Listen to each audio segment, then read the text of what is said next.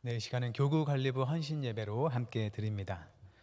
시간 함께 예배하는 모든 성도님들에게 또 교구관리부와 또 함께하는 구역장님들, 부구역장님들께 주님의 큰 사랑이 언제나 함께하기를 축원합니다.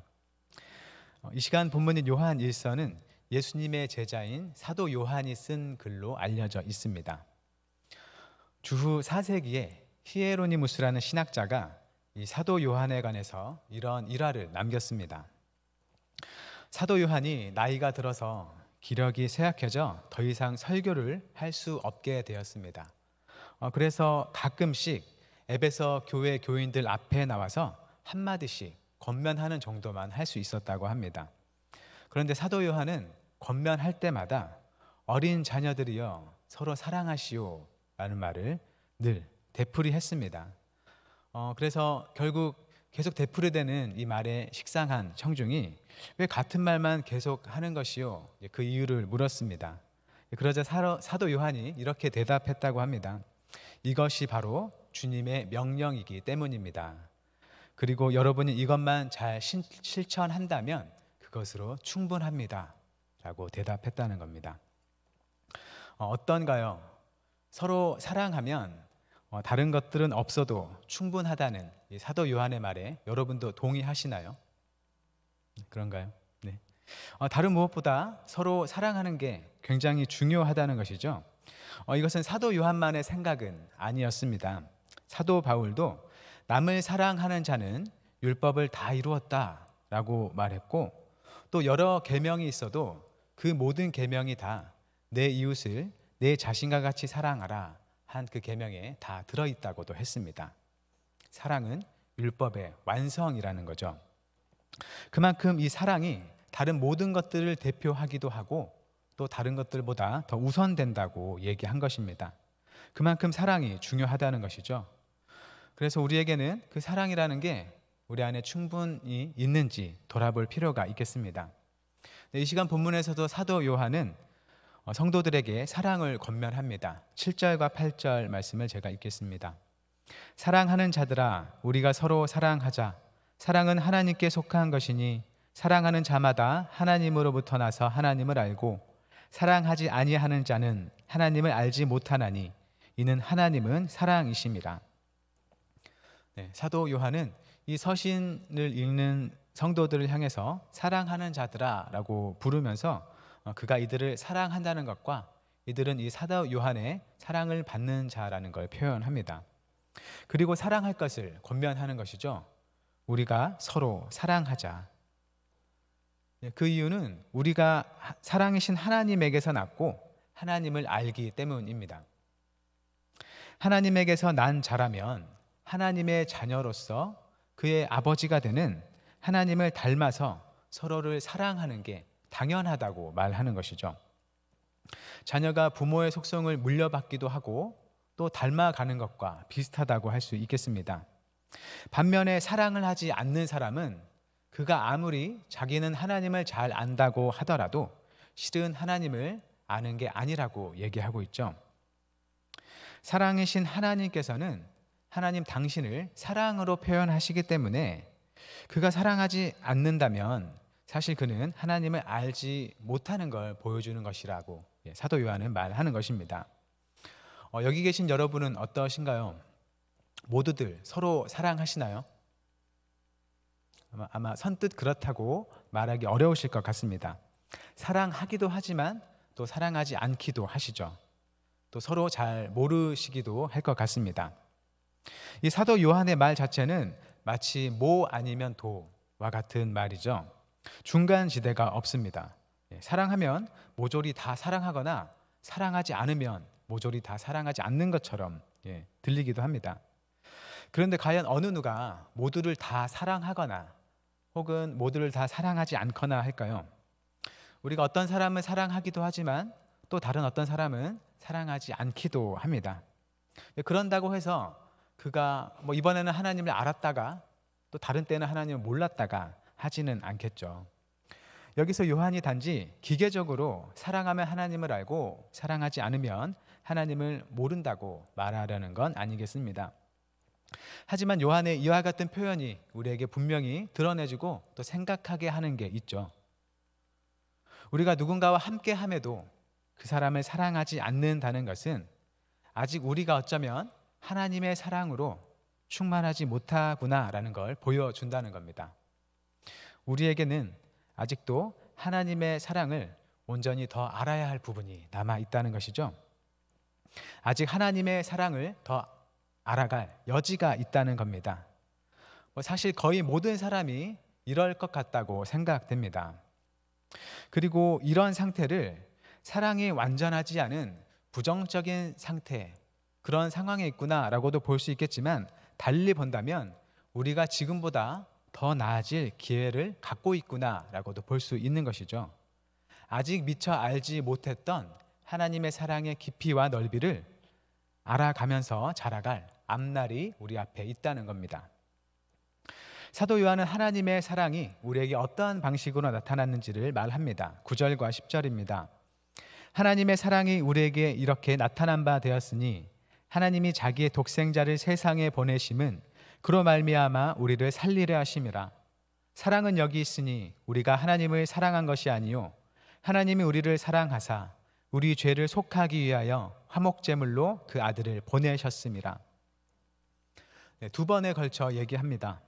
하나는 하나님께서 우리를 살리기 위해서 독생자를 세상에 보내셨다는 것이고, 다른 하나는 하나님께서 우리의 죄를 용서해 주기 위해서 그 아들을 화목제물로 삼으셨다는 겁니다. 내용은 약간 다르지만 하나님께서 우리를 위해서 아들 예수님을 보내셨다는 걸 반복해서 강조하고 있습니다. 하나님께서 우리를 사랑하신 것은 말로만, 마음으로만 그렇게 하신 게 아니고 실제로 하나뿐인 아들 예수님을 포기하는, 희생하는, 내어주는 사랑이었다는 겁니다.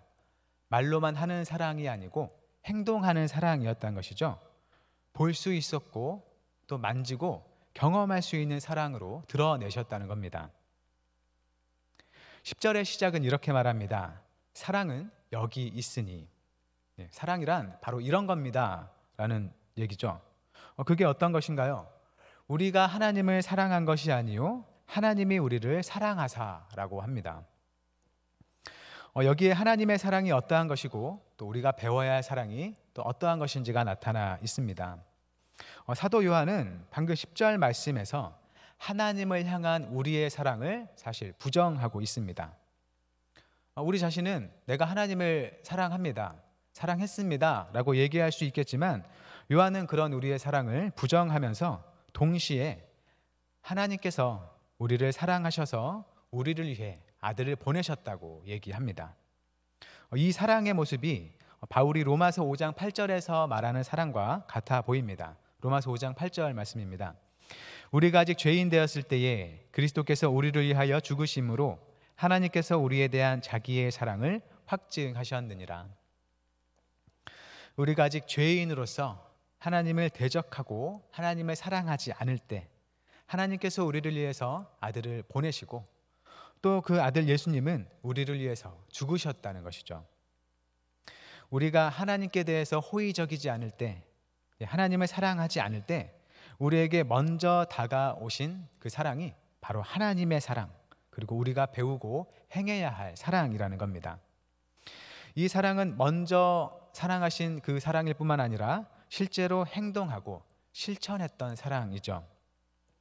하나님께서는 말로만 우리를 사랑한다고 하지 않으시고 실제로 아들을 보내셨고, 또 아들 예수님은 아버지 하나님과 마음을 같이하여서 우리를 사랑함으로 자신의 생명을 우리를 위해서 내어주셨습니다. 이 하나님의 사랑은 그 마음만으로도 이 세상을 사랑하는 그 누구의 사랑보다 더 크다고도 할 수 있겠습니다. 하지만 그렇다 하여도 만약 하나님이 우리를 사랑하신다고 말씀하시면서 실제로 우리를 위해서 가장 중요한 일, 우리를 살리는 일을 하지 않으신 그런 사랑이었다면 그 사랑은 우리에게 결정적인 의미가 있는 사랑은 아니겠죠. 가령 예수님께서 이 땅에 오셔서 많은 아픈 사람들을 고쳐주셨습니다. 또 고통받는 사람들에게서 귀신도 내쫓아 주셨고, 하나님의 나라가 어떠한 것인지를 하나님의 말씀으로 또 잘 가르쳐 주셨습니다. 하지만 결정적으로 십자가에서 너무 아프다고 중간에 내려오셨다면 주님의 사랑은 지금까지 사람의 것과는 비교할 수 없이 매우 컸다 할지라도 완전한 사랑은 아니었구나라고 할 수 있겠죠. 내가 비록 십자가에서 내려오지만 너희를 향한 나의 사랑만은 알아다오 라고 아무리 말씀하셔봤자 우리에게 결정적인 유익을 주지 못하는 평범한 사랑이 될 뿐입니다. 네, 아버지 하나님께서도 아들 예수님을 보내시고 여러 일들을 하도록 허락하셨지만 결정적으로 십자가에서 그 아들이 고통받는 모습을 보시고는 더 이상 보지 못하겠다면서 십자가에서 아들을 친히 내려주셨다면 그건 역시 평범한 사랑이 되는 것이죠. 하지만 하나님의 사랑은 먼저 사랑하시고 또한 실제로 행동하시면서 끝까지 이루시는 사랑이었다는 겁니다. 이 하나님의 사랑이 마음만의 추상적인 사랑이 아니라 실제로 아들을 포기해야 했던 사랑이었던 것처럼 우리 성도가 보여야 될 사랑도 단지 감정이나 태도만이 아니라 의미 있는 행동과 실천으로 나타나는 사랑이어야 한다는 겁니다. 우리는 사랑에 대해서 또 말은 많이 하고 어쩌면 우리 안에 있는 마음과 생각은 그보다 더 많이 있을 수도 있습니다. 하지만 그게 마음과 말에서 그치고 행동으로 나타나지 않는 사랑이라면 제대로 된 사랑이라고 할 수 없겠죠. 마음은 가득한데 자기의 어느 것 하나 내어주려 하지 않거나 또 남에게 도무지 다가서려고 하지 않는다면 그건 사랑이 아니라 단지 감정적인 자기 만족일 수도 있습니다. 구체적으로 행동하지 않으면서도 마음으로는 마치 그것을 실천하는 듯이 스스로 느끼는 자기 기만에 빠져 있을 수 있다는 것이죠. 남들보다 비교적 사랑이라는 말을 많이 접하고 또 말하는 우리 기독교인들이 주의해야 할 일이고 또 그중에 저처럼 단에서 설교를 하는 사람이 더더욱 주의해야 할 일이겠습니다. 사도 요한은 이제 앞서 말한 하나님의 사랑을 근거로 우리도 서로 사랑해야 할 것을 말합니다. 11절 말씀입니다. 사랑하는 자들아 하나님이 이같이 우리를 사랑하셨은즉 우리도 서로 사랑하는 것이 마땅하도다. 하나님께서 우리를 이렇게까지 사랑하셨으니 우리도 그 사랑을 받은 자로서 서로 사랑하는 게 마땅하다고 하는 것이죠. 그런데 이 사도 요한의 말에서 그 사랑의 대상이 이제 달라집니다. 하나님이 우리를 이렇게 사랑하셨으니 우리도 하나님을 이렇게 사랑하자라고 얘기해야 할 것 같은데 하나님이 아니라 서로를 사랑해야 한다고 얘기하죠. 또 그리고 그게 마땅하다고 말하고 있습니다. 무슨 이유일까요? 먼저 우리 자신에게서 그 서로를 사랑해야 하는 이유를 찾겠다면 두 가지를 생각해 볼 수 있습니다. 첫째는 서로가 하나님의 사랑을 받고 있는 또 받은 존재이기 때문이겠죠. 우리가 하나님께 사랑을 받기 때문에 그 반응으로 하나님을 사랑한다면 하나님께서 사랑하시는 어떤 다른 존재 또한 나의 사랑의 대상이 되는 게 마땅하겠습니다. 우리가 누군가를 사랑한다면 그 사람이 관심을 가지고 있는 것에도 우리도 똑같이 관심을 갖게 되죠.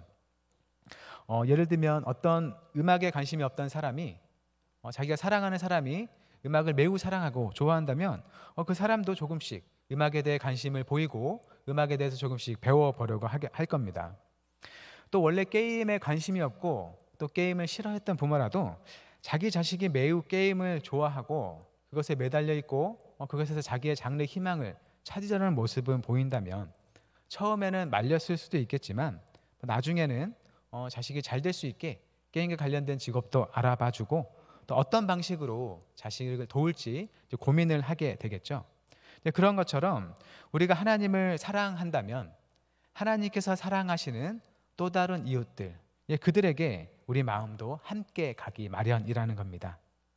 그렇기 때문에 하나님께서 우리를 사랑하시기 때문에 우리도 서로를 사랑해야 한다고 권할만 하겠습니다. 만약 우리가 하나님을 사랑한다고 하면서도 그 하나님의 사랑의 대상인 다른 이웃들에게 전혀 관심을 갖지 않는다면 우리가 하나님을 향해서 사랑한다는 그 고백은 의심할 만하겠죠. 둘째로 우리가 서로 사랑해야 할 이유는 하나님이 사랑으로 만드신 이 피조 세계에서 특별히 사람을 하나님의 형상으로 만드셨기 때문이라고 얘기할 수 있습니다. 하나님은 사람을 하나님의 형상으로 만드시고 이 세상을 다스리게 하셨습니다. 그래서 사람은 하나님의 뜻에 따라서 하나님의 영광을 드러내면서 이 세상을 다스릴 책임이 있었죠. 즉 보이지 않는 하나님께서는 우리 보이는 사람을 통해서 하나님이 어떤 분이신지를 세상에 나타내려 하셨습니다. 하지만 처음에 사람, 즉 아담과 하와가 그 일에 실패를 했죠. 그리고 그때 사람이 지니고 있던 하나님의 형상은 부패했다, 변질했다라고 표현할 수 있는 것처럼 처음의 상태와는 다른 모습이 되었습니다. 하지만 사람은 여전히 하나님의 형상을 지닌 존재입니다. 그래서 하나님은 누군가가 다른 사람을 대하는 태도를 통해서 그 사람이 하나님에 대해서 어떤 태도를 갖고 있는지를 평가하시는 겁니다. 사람을 우습게 본다는 건 곧 그 사람을 지으신 하나님을 우습게 보는 것과 같다는 것이죠. 잠언 17장 5절 상반절에서 이렇게 말합니다.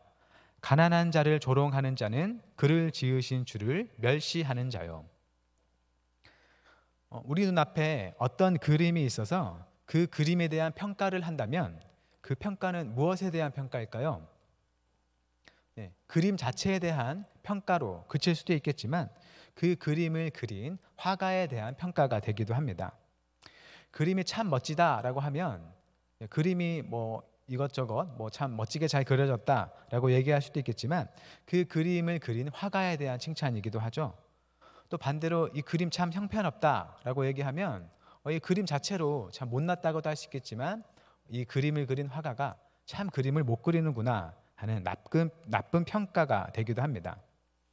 그래서 우리가 어떤 사람에 대한 평가를 하는 것은 그 사람을 향한 평가이기도 하면서 단지 그것에 그치지 않고 그것을 넘어서 그 사람을 만드신 하나님에 대한 평가가 되기도 합니다. 그러니 성도는 자기 자신도 하나님을 나타내야 하는 책임을 가졌을 뿐만 아니라 서로를 대해서도 마치 하나님께 대하듯 대해야 하는 그런 자세가 필요한 것이죠. 하나님께 받은 사랑 때문에 서로를 사랑하는 것이 마땅하다는 겁니다. 그런데 우리가 이렇게 하나님께 사랑받는 존재, 하나님의 형상을 지닌 존재라는 이 모든 조건을 생각하지 못하더라도 우리에게는 서로를 사랑해야 할 이유가 있습니다.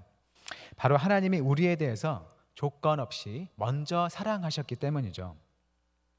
하나님께서 우리에게 보이신 이 사랑이 조건 없이 먼저 사랑하는 사랑이기 때문에 그것을 받고 있는 우리 역시 그 사랑을 배워서 조건 없이 먼저 사랑하는 게 마땅하다는 겁니다.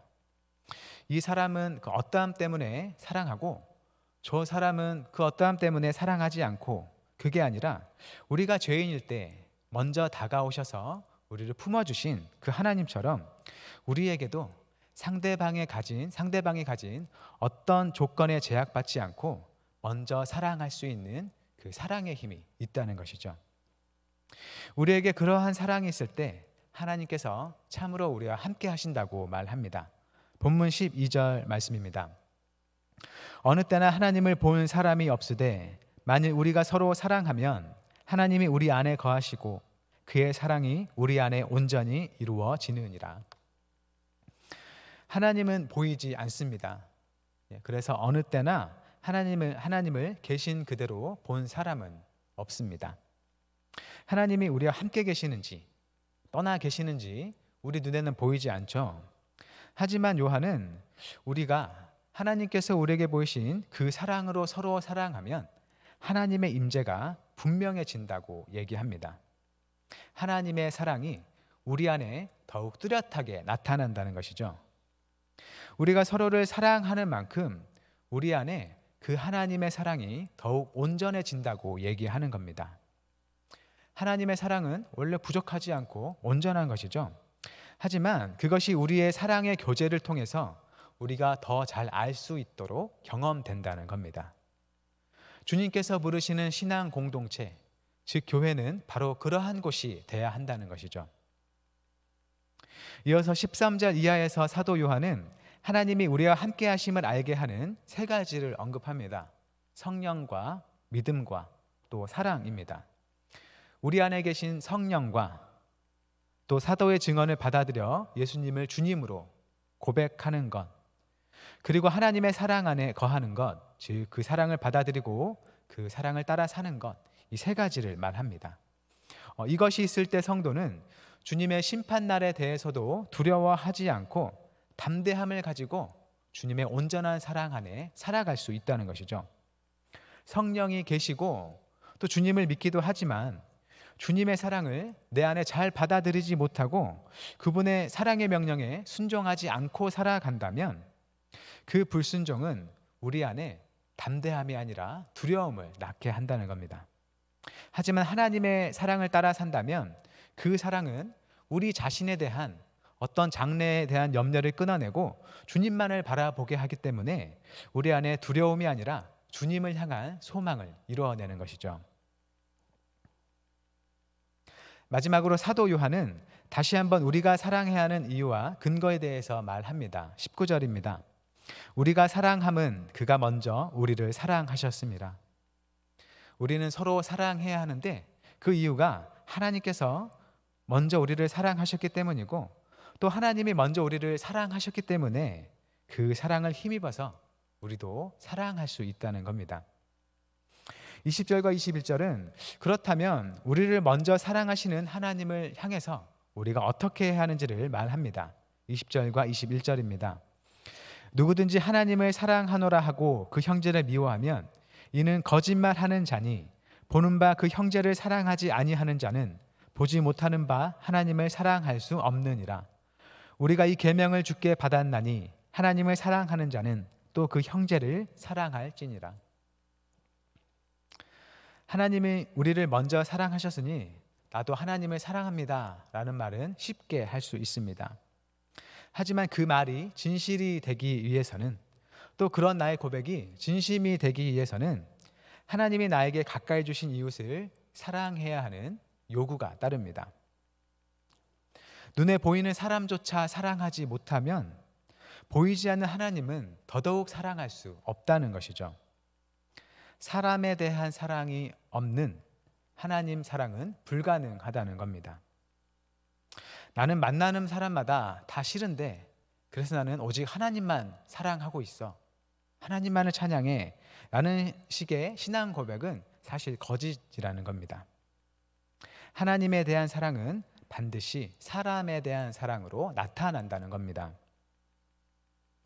이미 앞에서 살펴본 것처럼 하나님의 사랑은 사람들 간의 성도 간의 사랑의 교제를 통해서 나타납니다. 그 누구도 직접 하나님을 보지 못했더라도 성도의 교제 속에 있는 그 하나님의 사랑의 넘침, 그 흐름 속에 있을 때 우리는 하나님의 사랑을 알고 고백하게 되는 것이죠. 이것이 하나님의 사랑의 신비입니다. 예수님이 승천하신 지 2000년이 다 되었는데 주님께서 다시 오시지 않고 계십니다. 하지만 그럼에도 말씀 속에 성도의 교제 속에 임하셔서 주님의 사랑을 나타내시고 믿음으로 고백하게 하신 것이죠. 여기 계신 분들 중 그 누구도 주님을 보지 못하셨습니다. 하지만 서로 간의 사랑의 교제, 섬김, 위로 등을 통해서 하나님의 사랑을 고백하셨을 거라 생각합니다. 우리의 교제 속에 하나님의 사랑이 있기 때문에 그런 고백이 나올 수 있는 것이죠. 그러한 사랑이 충만히 나타나는 은혜가 우리 교회 공동체 속에 늘 함께 있기를 바랍니다.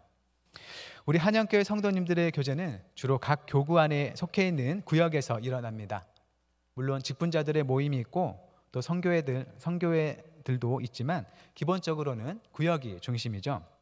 현재 구역을 통해서 격주로 구역 예배 모임이 진행되고 있고 또 구역을 통해서 교회의 여러 사항들이 전달됩니다. 바로 이 구역들, 또 이 구역들이 모인 교구를 섬기는 일을 교구관리부가 담당하고 있습니다.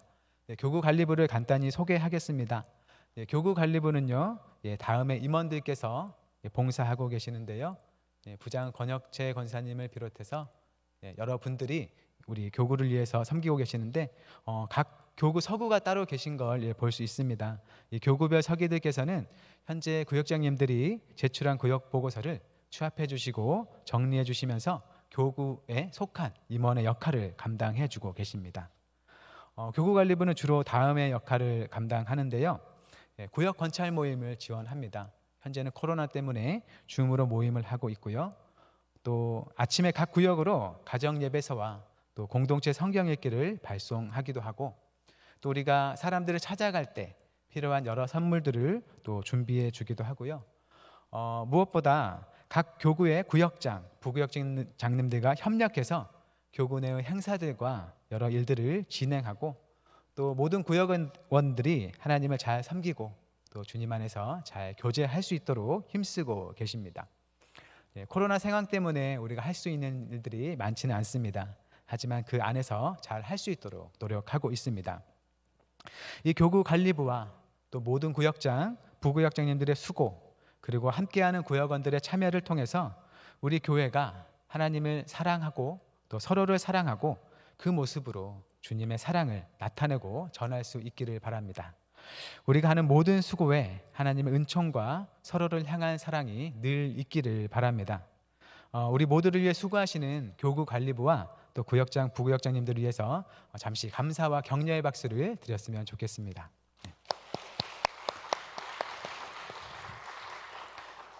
이제 말을 맺겠습니다. 하나님께서 우리를 먼저 사랑하시고 그 사랑을 행동으로 보여주셨습니다. 우리는 그 사랑을 본받아서 서로 사랑하면서 하나님의 임재와 사랑을 우리 안에 온전히 나타내야 할 책임이 있습니다. 하지만 우리는 여전히 부족해서 서로를 온전히 사랑하지 못하고, 또 그 때문에 공동체가 하나님을 잘 나타내지 못할 때도 있습니다. 그럼에도 우리 자신의 연약함에 실망하거나 낙심하기보다는 우리를 먼저 사랑하신 그 하나님을 찾고 그분을 의지할 수 있기를 바랍니다. 우리가 언제나 기억해야 할 것은 하나님께서 먼저이셨다는 겁니다. 우리가 먼저가 아니라 하나님께서 먼저셨다는 것이죠.